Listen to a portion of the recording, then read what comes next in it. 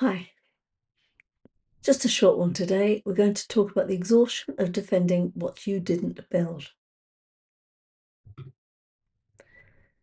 The depletion April examined had a specific cause. This article names the one that sits underneath all the others. That's the exhaustion of defending what you didn't build. Now, don't get me wrong, it's not the tiredness of effort. It's the tiredness of maintenance, of running continuously the programs that protect an identity assembled from conditions that you didn't choose, you had no effect over, you had no control of, but you had to develop a personality in response to the requirements that you didn't set, to meet expectations that were in the room before you arrived. The machine has been defending this since before you had language for it, and it hasn't stopped.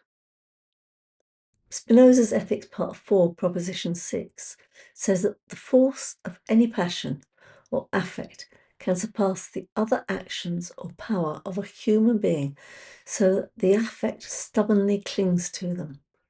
Now that's quite a mouthful, but let me talk about it. The inherited identity is a passion.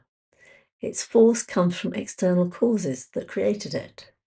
The machine doesn't maintain it because it has decided to. It maintains it because the force of the affect surpasses the force of anything else the person can bring against it. This is the specific quality of the exhaustion, not optional. It isn't chosen, selected, preferred. It's just necessary. It's a passion stubbornly clinging. If you're interested in inquiring about this practice, there's no commitment to having a free half-hour session with myself or one of the mentors. If you feel that this is of interest, then please go on to negativephilosophy.com and look for the booking form there. Thank you.